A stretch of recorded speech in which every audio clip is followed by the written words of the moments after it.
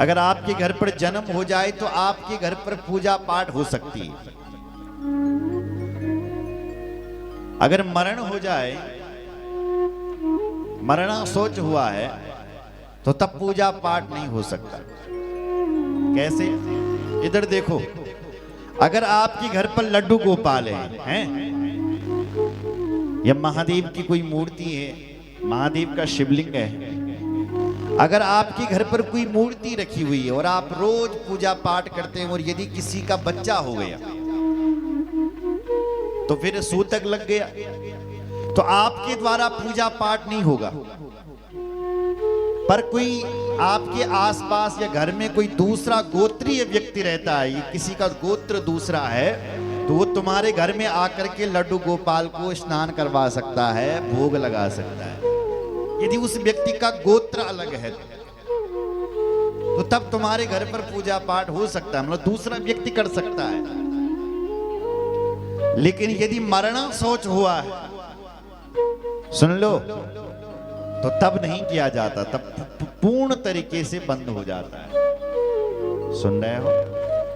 तो यहां जन्म से पहले ये पूजा पाठ किया जा रहा था। दूसरी बात यह है कि जब तक बच्चे का नालक छेदन ना हो जाए तब तक सूतक नहीं लगता है। उससे पहले की बात है ये।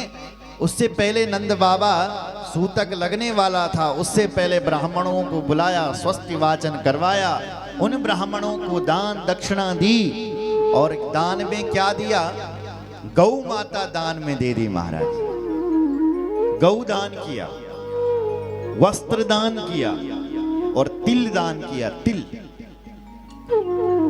तिल भगवान की पसीने से प्रकट हुआ है, तिल, इसलिए तिल दान करना चाहिए।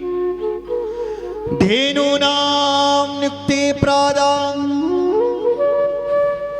विप्रेभ्यः समलंकृते तिलाद्रीन सप्तरत्नो घा सात कुंभा सात कुंभांबरावृता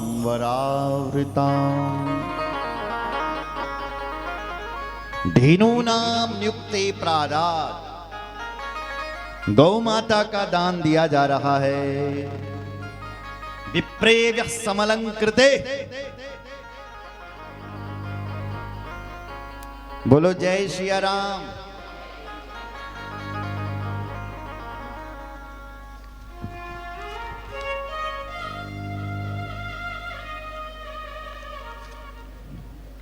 बोलो रामचंद्र भगवान की जय।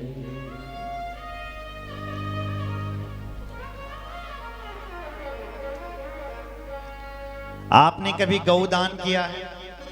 करना है। अच्छा, कैसी गाय का दान करना चाहिए? दूध देने वाली गाय। भागवत में लिखा है कि पयस्विनी तरुणी शील रूपा गुणों प्रपन्ना कपिला हेम श्रृंगी। पयस्विनी दूध देने वाली गाय का दान करना चाहिए। बच्चे, तरुणी गाय, ऐसा नहीं कि बूढ़ा गाय तुमने कहीं से उठा के ले आया, जवान गाय का दान करना चाहिए। तरुणी, शील रूपः, तो सीधी गाय है बिल्कुल। ऐसा नहीं कि भाई जिसको दूध निकालने के लिए कई प्रपंच करने पड़ रहे हैं। शील स्वभाव की गाय हो। शील रूपः कपिला हेम श्रृंगी। गायों के सींगों पर थोड़ा सा सोना लगा करके और गाय के खुर पर थोड़ा चांदी लगा करके उस गाय का दान करना चाहिए। ऐसी गाय, ऐसे दान का वर्णन किया गया। नंद बाबा ऐसी ही गाय का दान कर रहे हैं आज भगवान श्री कृष्ण के जन्मोत्सव पर। वृंदावन कौन कौन गया है? सभी गए हैं लगभग। वृंदावन का जो 84 कोष है, उस 84 कोष से ही सारे भक्तजन आ रहे हैं गोकुल में।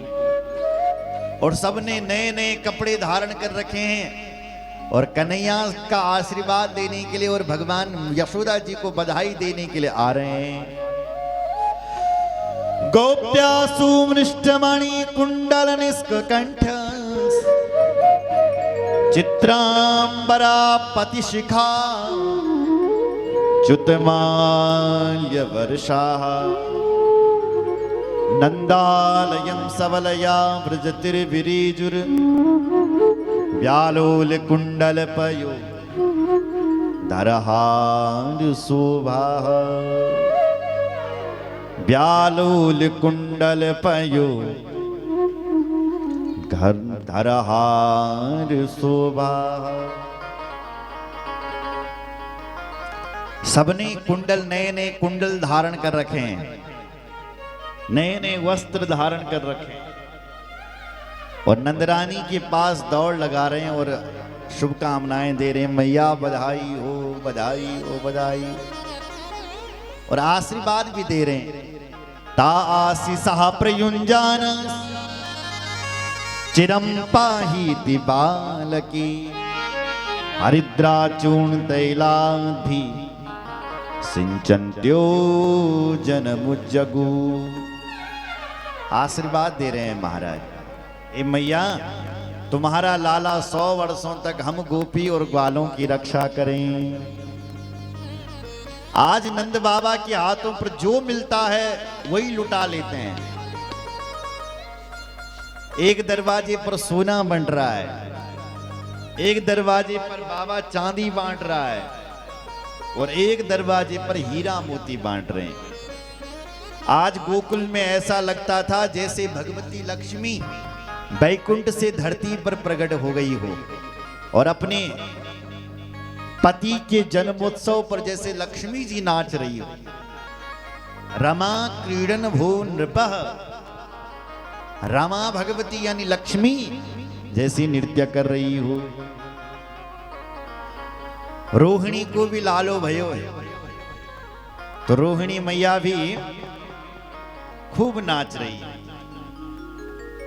तुरंत नंद बाबा को ध्यान में आया। नंद बाबा बोले, भैया हम प्रतिवर्ष कंस का कर देते थे, लेकिन कर देने वाली तिथि निकल गई और कहीं ऐसा ना हो जाए यदि समय पर कंस का कर ना पहुंचा तो कुछ उपद्रव खड़ा ना कर दे। इसलिए भैया तुम तो खूब गाओ बजाओ नाचो और मैं अभी जा रहा हूं और कंस का कर दे करके आ रहा हूं। तो नंद बाबा बोल रहे हैं, गोपान गोकुल रक्षायाम निरूप्या मथुरां गता नंद कंसस्य वार्षिक्यम करुं दातुं कुरुद्वः।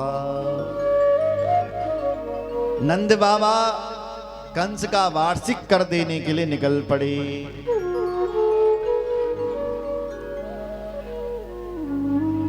नंद बाबा कह रहा है, भाई आप बिरजुबासों आप गाओ बजाओ नाचो और मैं अभी कंस का कर दे करके आता हूं। चल पड़े। मथुरा में पहुंचे हैं नंद बाबा। कंस के द्वार पर गए।